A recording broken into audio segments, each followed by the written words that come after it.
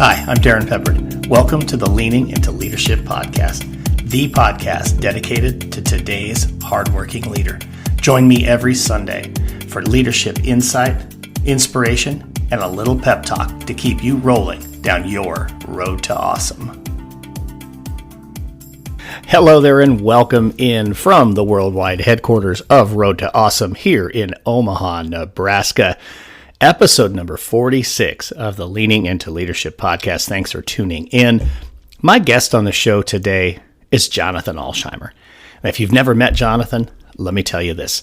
He is an unorthodox, energetic, and entertaining middle school teacher who refuses to live a life of limitation. In addition to being a passionate educator, Jonathan is an international keynote speaker, and he's the author of the best-selling book, Next Level Teaching. Jonathan always says, game-changing is not a cliche motto, it's a way of life. Some talk about it, while others live by it. Jonathan and I sat down recently and had an incredible conversation where he talked about things like telling your school's story.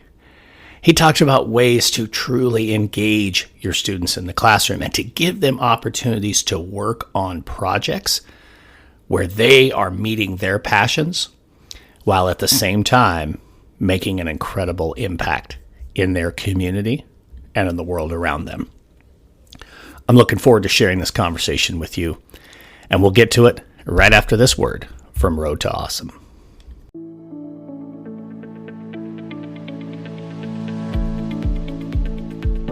Leaders, your educators deserve to have a leader who believes in them, who supports them, and who lifts them up when they're down.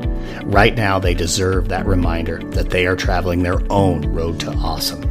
On that road to awesome, we focus on the things we can control and we let go of the things we can't. On that road to awesome, we rise by lifting others, not by pushing each other down. And on that road to awesome, we change the world one conversation at a time. Leaders, I want to work with your schools. I want to work with you and your educators to lift them up, to honor the work they do, and to let them know they are not in this alone. Let's get together. Let's have a conversation. Let's get your teachers back on that road to awesome, to find that love, to find that clarity, and to walk in their purpose. Reach out to us at roadtoawesome.net for your opportunity to bring Road to Awesome to your school.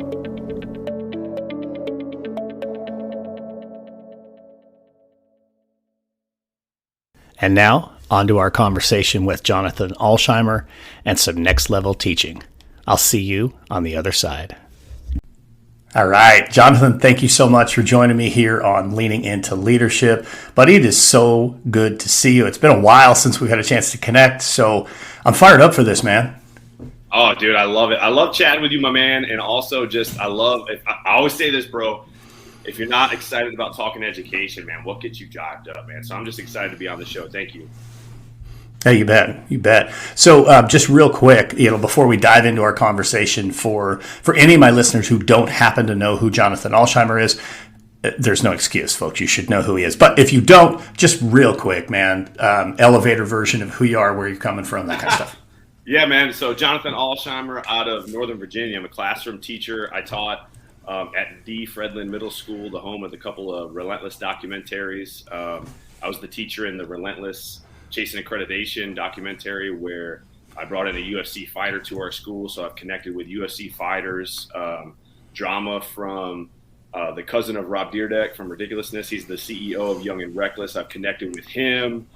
Pro athletes, all this different stuff, and the idea of bringing great stuff to our schools and, kind of going next level for our kids. And currently I'm a current teacher at Chancellor Middle School, the Chancellor Middle School in Spotsylvania County, brand new to that school this year, and author of Next Level Teaching, DBC author, and also soon to be author with the Jimmy Casas. He's co-authoring a book with me that's coming out next year. So excited to do that as well.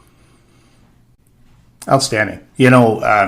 You hit a handful of things. I told you before we even hit record, you would say something in your intro that sparked a question for me. And I'm going to go back 3 years, roughly 3 years, when you and I first met in person. We met actually at the Jocelyn's Renaissance Conference in 2019. And I know we had connected through social media and kind of gone back and forth a little bit before that. And so much so that I listened to a handful of podcasts that you were on the airplane going to Orlando and bringing in the UFC Fighter, and you left this piece out, you doing your own UFC fighting, one fight, there you go, but hey, it was a title fight, so you got that. Yeah, so to me, knowing you now as long as I have, I mean, you're somebody that just is always, hey, let's give it a shot. Let's go for it. Let's take a risk with that. Talk a little bit about kind of that mindset that I know you have, both with your kids in the classroom and just with the things that you do. Yeah. So one of the things I feel like gets lost in translation, and especially in education, is like we talk so much about content, standards. And I think that education is not, sitting down looking at a textbook. Education is everything involved with what we do with kids, from the hallways to the common areas to the messages that we send. And what better way to send a message to kids when we say, give us your best effort and, reach for the stars and all those things. Well, or think outside the box. Well, we need to do the same things in our own lives or whatever. So for me, it's always been about like, you know what, man, let's just try stuff. Let's just try stuff. You know what I mean? And if I were to run a school, I would be kind of saying the same thing to my staff if I had a staff. Like, I'd rather see you sink trying something new than swimming doing the same old, right? So for me, it's been always about like, what can I bring to the table? And with that being said, bringing in the UFC or connecting with a clothing brand, or last year, and I'm doing this again this upcoming year. Right now, I have my From Kids to Kids t-shirt on. I started a nonprofit with my class last year. And I said, well, what the heck, man? Let's help kids in hospitals. So we turned a class project into raising 70 boxes for our local children's hospitals. And then next thing you know, I was like, you know what? Let's throw this out there on social media. And then all of a sudden, schools across 13 states were doing it. I mean, like, I'm talking thousands of boxes were going with toys for kids and things for kids that just got out of surgery or are dealing with cancer. And we raised thousands of dollars for kids fighting cancer. We sent like a $1,200 check to St. Jude's, and other schools did the same. And then that got picked up by my local district, and they did a couple-minute documentary on our class project. Next thing you know, my class is being featured on the DC Channel 9 Saturday morning show. You know what I mean? And so when it comes to all these different things that we do, I always feel like I like the idea of like, shoot your shot, man. Like, go for it. Like, just try something new, try something different. And I feel like kids gravitate towards that. Not everybody's built on an assembly line the same, kids included, man. So all of a sudden you bring in the UFC, even if it was just via Skype, via Zoom, you know what I mean? Like, they don't have to come to your school. Why don't you reach it?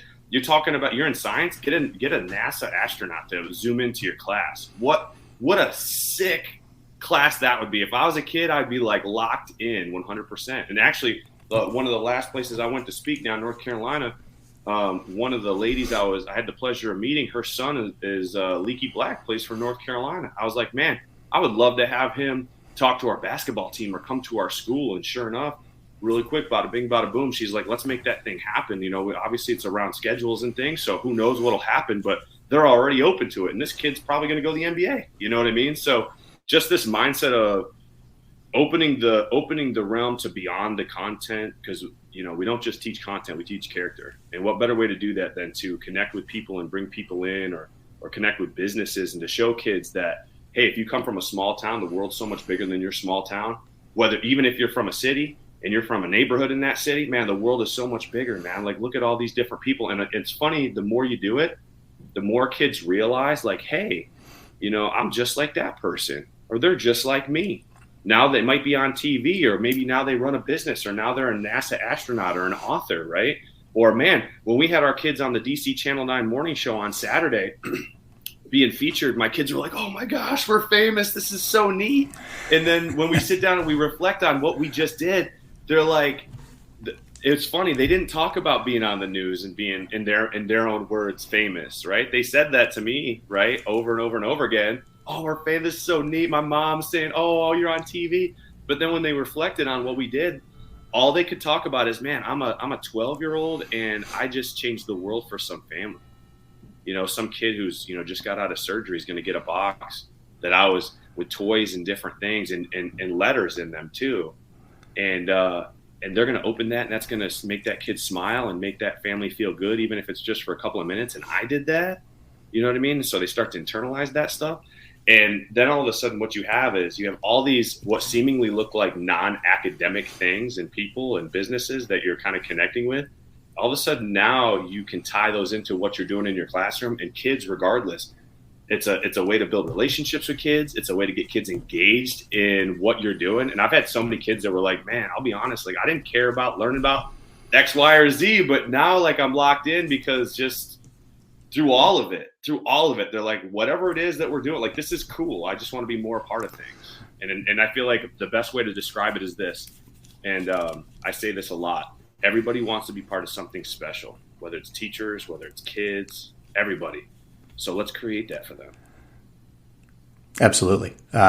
Something that I like to say a lot too is, you know, everybody wants to be part of something special, you know, and our mutual buddy PC says it all the time, you know, everybody wants to be seen and heard and loved. And when you give them the opportunity to take a shot on something that, you know, maybe it's just kind of a fleeting thought in their head, but the next thing you know, it becomes a big deal.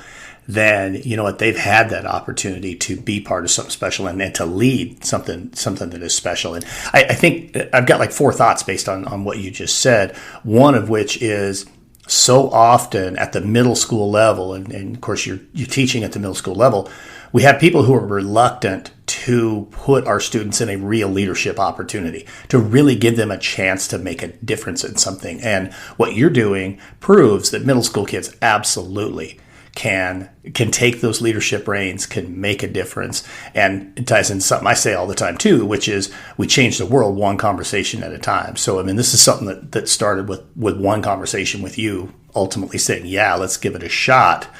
And then it ends up becoming this way to tell your school story that isn't, hey, you know, 83% of our kids are reading a grade level or whatever data you want to throw out there. This is a much more powerful story about your school.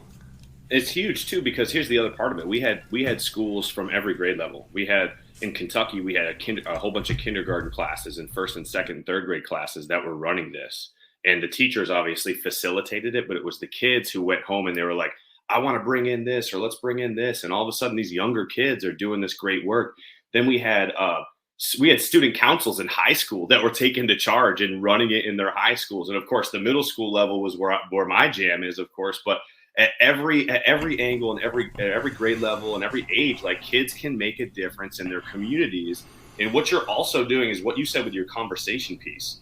Where do you go from there? I can teach I could teach so much stuff off of these things. Like I was telling our administrative team, I'm like, I got CEOs in my classroom writing professional emails that, of course, I'm helping them write, but writing professional emails and sending them out to businesses and looking for and creating advertisements to put around the neighborhood. I had a student actually say to me before we even had the conversation and opened the door for when we eventually did have this conversation.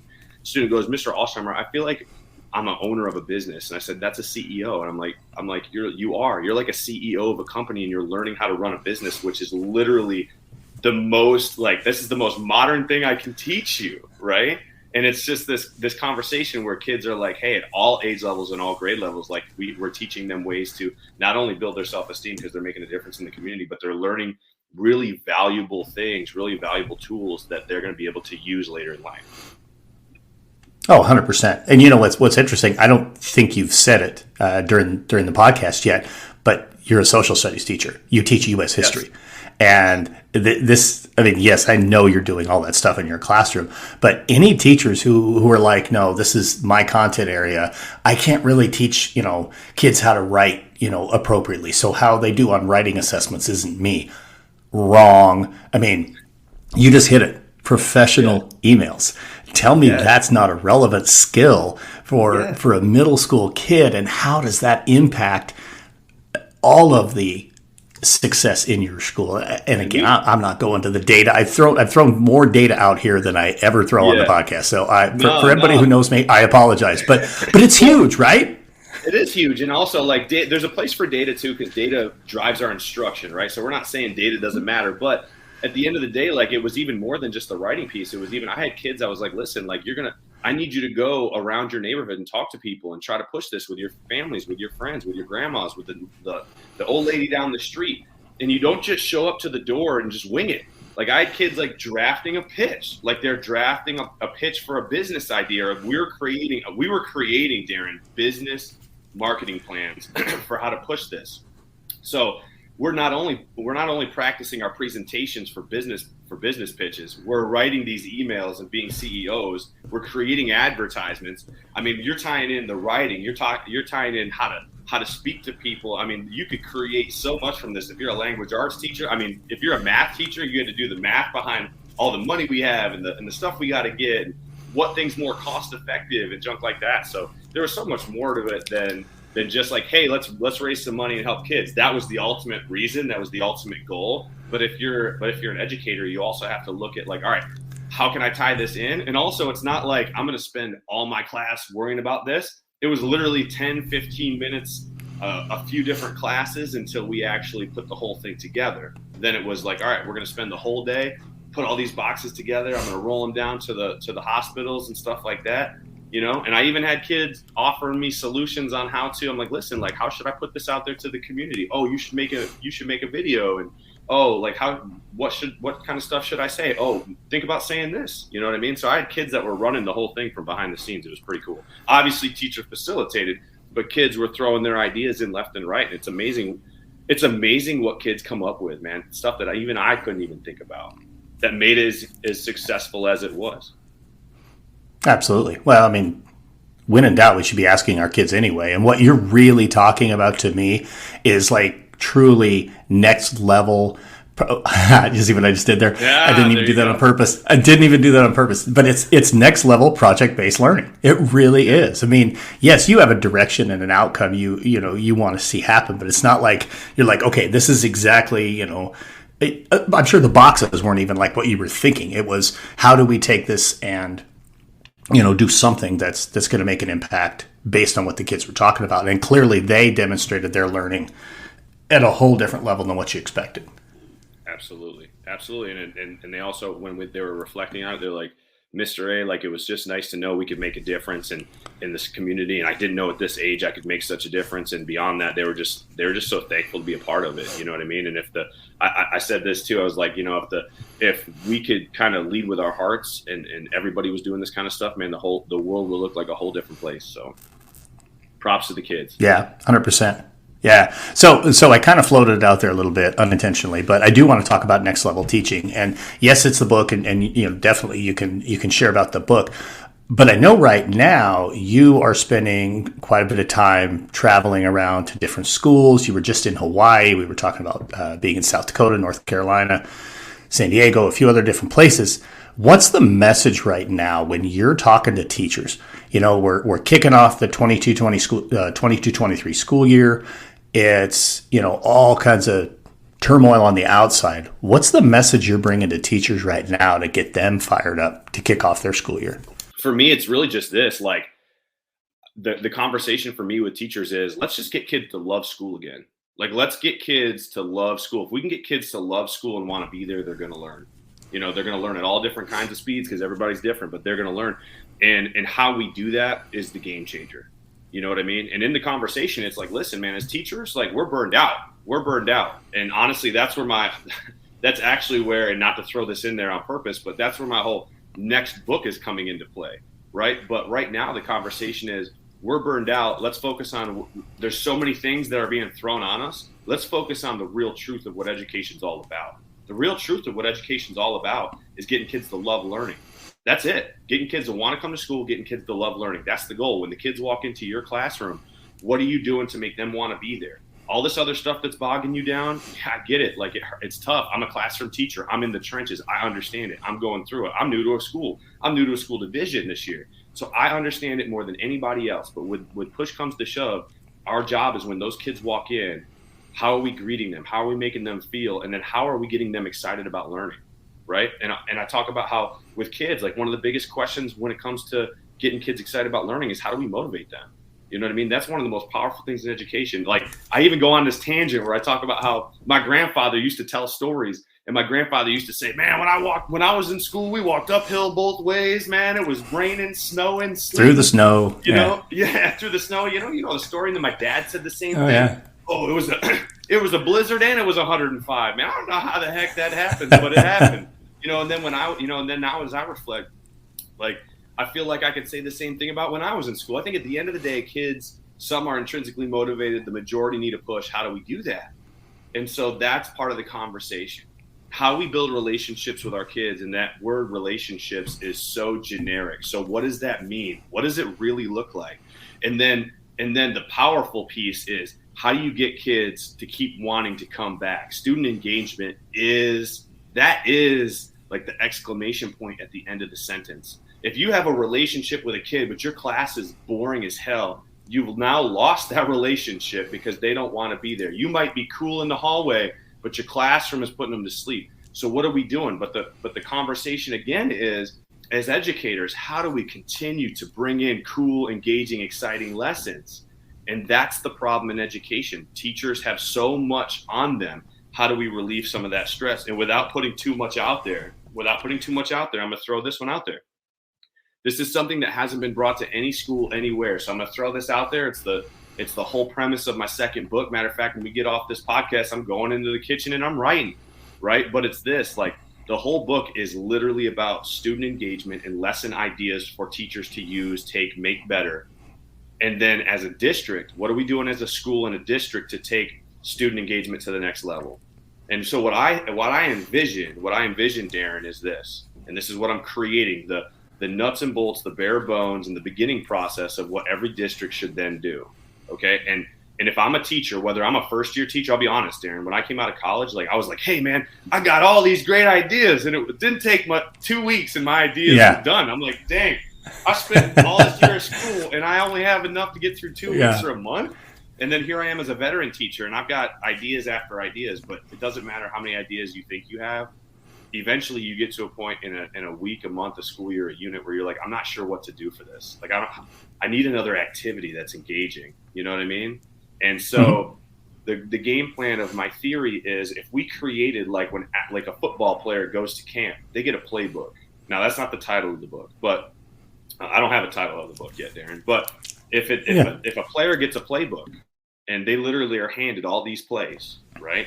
And all of a sudden now you go out into the field and it's like, all right, we're going to run this play. And then all of a sudden we got to call an audible. Man, everybody already had the playbook, man. We're going to steal an audible out of that playbook. And now we're going to switch it up based on our needs in that moment. Same with the classroom teacher. You know, if we created like a playbook or an encyclopedia of lesson ideas, activities that are not specific to 11th grade math, not specific to 3rd grade language arts, but it's an activity it might be an activity you used in your 3rd grade language arts class. But if every teacher in a school, and think of it like this too, Darrin, like, it doesn't matter how early in education or how bad you might think, maybe you think, oh, I'm not a great teacher, I don't have anything to offer. Every teacher has at least one activity that was fire. You might have had 99 bad ones, but you got that one that's just, I want it. I need it. Yeah. Like, you got to put it in this thing. And all of a sudden, we have classroom teachers. Now, in my book, I'm going to have a bazillion and one ideas for teachers to use right away. It's going to be, if I'm an instructional coach or I'm an admin, I'm going to want this book because it's going to have an outline for how this is done. But it's also going to have a ton that you can literally just take to put in your starting copy of what you're going to then do. So now your staff have an opportunity to use what Mr. Alsheimer and all these teachers around the nation have kind of come up with. So any of the ones that I get from friends or whatever, I'm going to put in the book. But you got a starting point. And then from there, you're going to build your own ideas. You're going to put your own teachers' ideas in a playbook. So now you have an encyclopedia to give out in the beginning of the school year. So now, as a school leader, like, you now have a tangible resource to give your staff to relieve the stresses of the year. Man, what better thing to do as a school leader? Talk about leading into leadership. You're giving your staff something they can legitimately use. And as a teacher, if I'm listening to this and I'm an instructional coach, or I'm just a teacher in my 3rd year, I'm thinking, dang, this is a cool idea. Like, this is something that wait till my next book comes out, like in March or April. When that thing comes out, take it, use it, look at what I create, look at what we talk about, and then make it your own. like make it your own, but come up with these ideas. And then all of a sudden you're showing up with, hey, this is a way that we can relieve the stress off each other. Because then all of a sudden when it comes to November and I'm not sure what to do on a Wednesday afternoon, I can flip through this book and go, I'll take this activity or this activity. I'll take human bingo. I'll take this other cool idea. I'll take drops in a bucket. I'll take zombie whatever and turn it into an activity for my class when I didn't think I had one. And all of a sudden you're like, man, this stuff works. And then maybe it sparks an idea you didn't even think you'd come up with. And now you come up with an idea that's based off of those and you made it cooler. You can add it into the encyclopedia for next year. But now teachers are working together.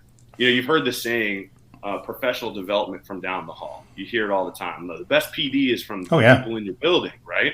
Well, let's start using the people in our building to relieve the stresses, but let's do it together. So that's kind of the conversation. And when I go and I speak to these different schools, that's kind of the conversation. How are we motivating our kids? How are we building relationships in a way that's unique and different? Not just saying the word relationship, but how do we actually do it? What does it look like? Student engagement. What can we do to build experiences around learning for kids? And when you're building these lesson plans where you create experiences, you're thinking about things like, what are the kids interested in? How can I get kids moving? How can I get them building something, creating something? And then you start to identify, all right, I got to change. How do I look at what I did last year and make it a little bit different, a little bit cooler? And all of a sudden kids are like, hey, this classroom's a little bit different, a little bit neater. I'm engaged, man. I used to hate history, hate math. I did not enjoy writing. Now all of a sudden I'm enjoying it. And it's because of what you're doing that's getting them to almost learn and not even realize they're learning. We will return to the Leaning into Leadership podcast in just a moment. But first, let me ask you a question. Have you ever said to yourself, man, I should write a book? Well, if you have, then let me ask you another question. What's holding you back? What keeps you from taking the step that moves you from, I have an idea about a book, to I am a published author? From experience, I would bet it's probably you're wondering who would even want to read a book that I wrote. Maybe you're questioning the idea. Is it unique enough? Is it valid enough? Is it good enough to be a book worthy of having published? Hey, as a best-selling author myself, I can tell you most writers have had the exact same feelings at some point in time during their writing journey. Here at Road to Awesome, we believe in cultivating leaders by elevating voices and promoting positivity. And a part of that work is publishing books for educators by educators. Go to roadtoawesome.net and hit the Contact Us button to set up a free, no-obligation conversation about your book idea. Hey, educators, we've all had incredible experiences. We all have amazing stories, and every one of them deserves to be told. Go to roadtoawesome.net, hit the Contact Us button. Let's have that conversation about your book idea. And now, back to the Leaning into Leadership podcast.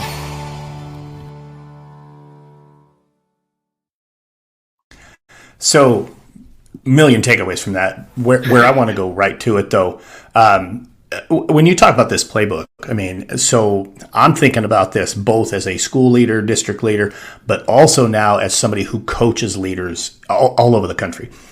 One of the biggest questions that I get from school leaders, and that I actually turn around and answer with a question, is how do you define student engagement? Now, I'll tell you this, what I heard from you right there is this is an opportunity for school leaders and teacher teams combined to collectively, as they're putting together their encyclopedia, their playbook, to say this is what it means. Student engagement in our school means this. These are the types of activities that underpin student engagement. So now, as a school leader, I'm coming in the classroom, this is a conversation all the time with principals and APs for me. What are you looking for in student engagement? Are you looking for compliance, or are you looking for engagement? Are you looking for kids who are just staring at the teacher who's lecturing, or are you looking for kids who are like totally involved in and engrossed in their learning? And what you're sharing, these types of resources, to me, is an opportunity for a school to just say, hey, collectively, we define student engagement this way, however they do it. There's no wrong answer, but as long as they have it collectively, this is what it looks like for our school. And now you're helping them build the tools. You're giving them a starter kit of the tools. Man, to me, that's fire right there. I love that. It is, and it came from, honestly, it came from me just literally, Darrin. Like, this is how it came from for me. Like, here I am. I pride myself on trying to come up with interesting lesson plans, engaging lesson plans, and by no means am I an expert, and by no means am I the best. Like, I'm not even the best at my own grade level, you know. But I will say that that's what I pride myself on. I try to think outside the box. Some of the times it doesn't work, but what happened, Darrin, was I've gotten to the point where I've noticed myself every year, no matter how cool lesson plans I come up with, it doesn't matter, Darrin. Like, I get to a point where I'm just like, what am I going to do tomorrow? And golly, man, it would be so sweet to have an opportunity to just reach into a drawer and pull out a resource that I could flip through and go, you know what? This might not work. This might not. Ooh, what's this? Ooh, I could take this tomorrow, or I could take this, and all of a sudden it sparks my imagination to try something different. You know what I mean? And so for me as a teacher, that is the most valuable resource I can have. And as a teacher, what I'm looking for from my principals and from my admin team or my leadership team is this.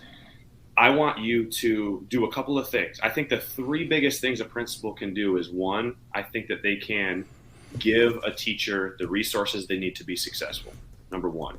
And this would be a way to do that, right? Giving teachers a resource that they can use to help them be successful. Number two, I want to see principals and I want to see school leaders. I want to see them give teachers basically the go-ahead or okay to kind of flop on something where, you know, they're trying to be innovative or think outside the box. And this is a way to be innovative. Let your staff take this idea. I mean, when all this comes out next year and you get a real opportunity to take a deep dive into what I'm talking about, take a look at it, buy the book or whatever, and then look at what we're doing and then go, man, let's dive in this together. Let's create something that's, as a group, as a school, that's innovative, and then allow your staff to try lessons, come up with new lessons that are innovative, that are engaging. And if they don't work, you're saying it's okay. All right. You're trying something new rather than everything had to be like what it was last year.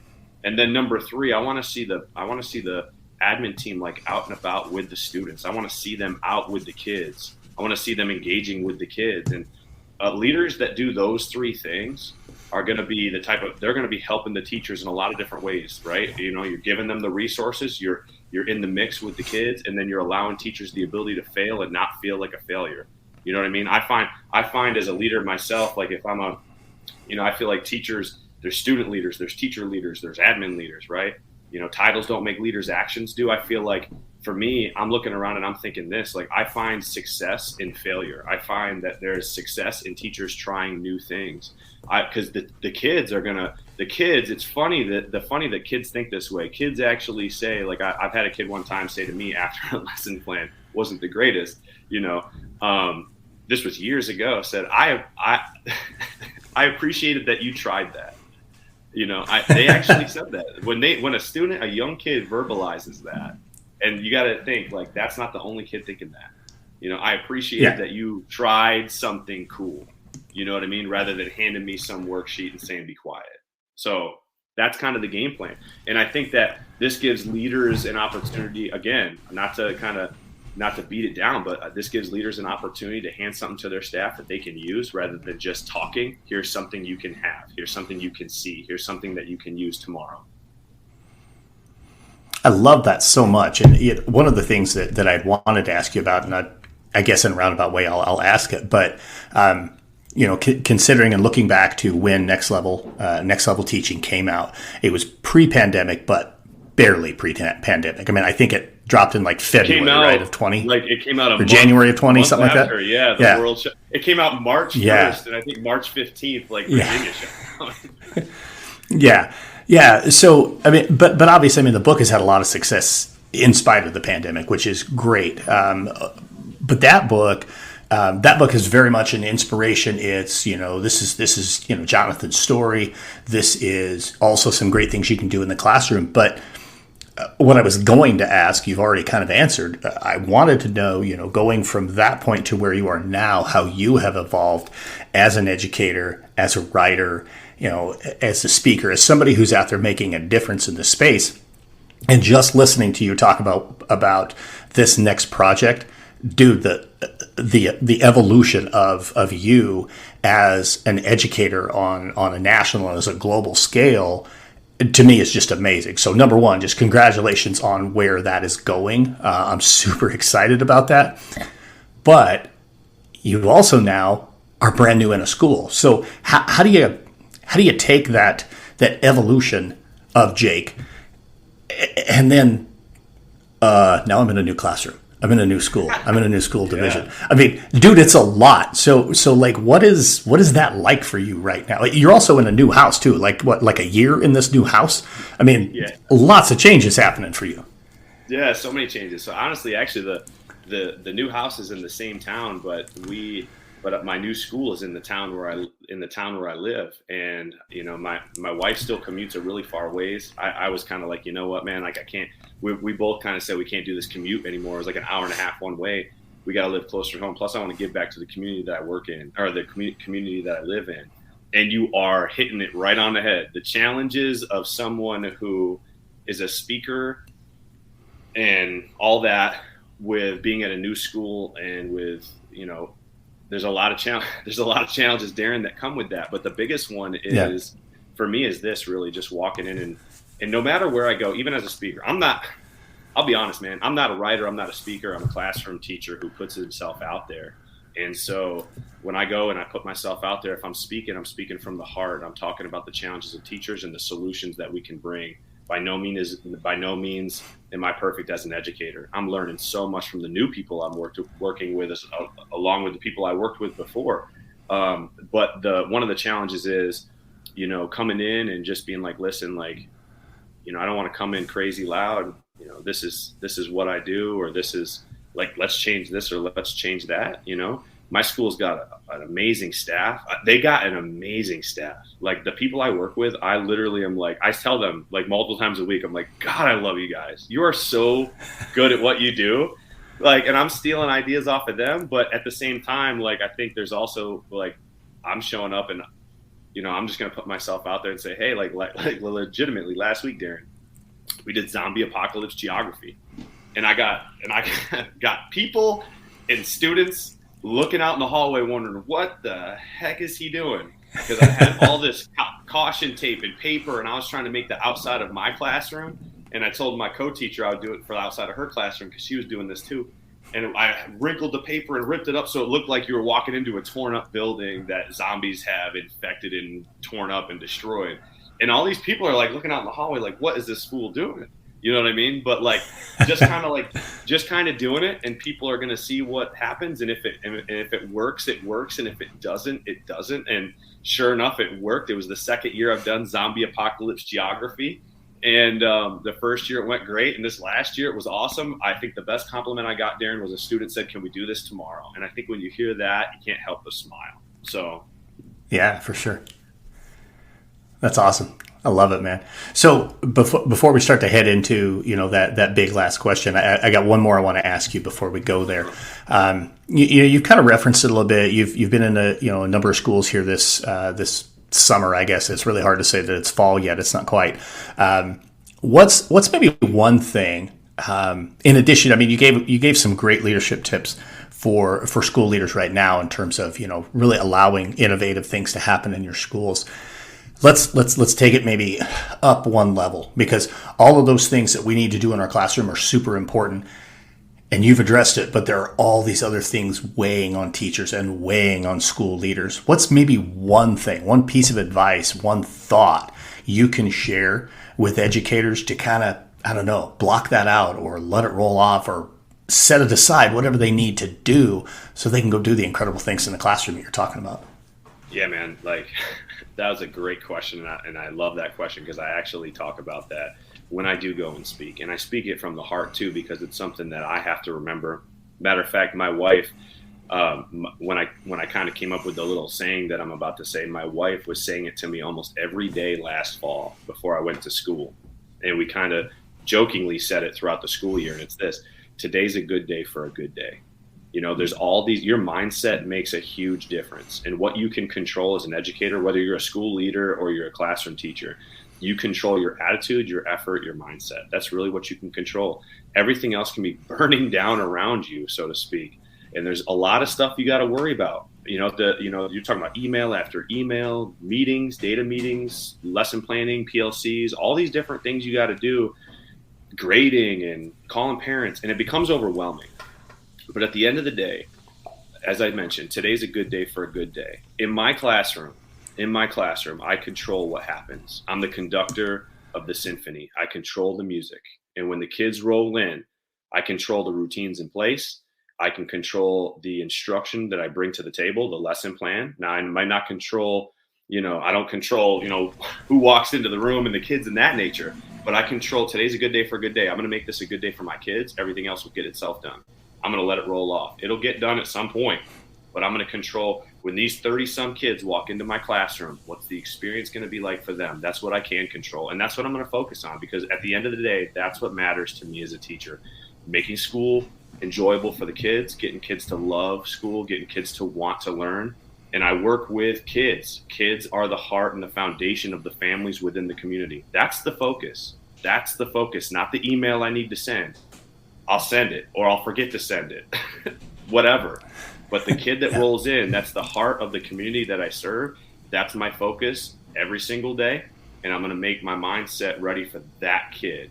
I want my mindset ready for that student, because I got 2 little girls myself, Darrin. And if I don't want them walking into a classroom with a teacher who's so stressed out about all the other things are going to get done. The focus for that teacher, I want it to be welcoming my daughters into the classroom, getting them ready to learn, making a cool activity for them to learn, making sure that they're learning. And the only way they can do that if their mindset is correct and ready to rock and roll, because kids can see through the BS better than adults can. If you're stressed out about all the other things, the kids will read it like a book, and they're going to spend more time trying to figure out what's wrong with you or why you just seem a little bit off today than learning about math, language arts, science, whatever it is. So making today a good day and focusing on those kiddos that are sitting in front of you. Absolutely, man. I love that so much. You're right. I mean, the number one thing we can control is ourselves. How are we going to show up each and every day? And how are we going to show up each and every day for the kids, for the people who share the hallway with us, people that, that are bringing kids into the school every day. I love that, man. That's great advice. So let's go with that last question now. What is it that you're doing right now, Jonathan, to lean into leadership?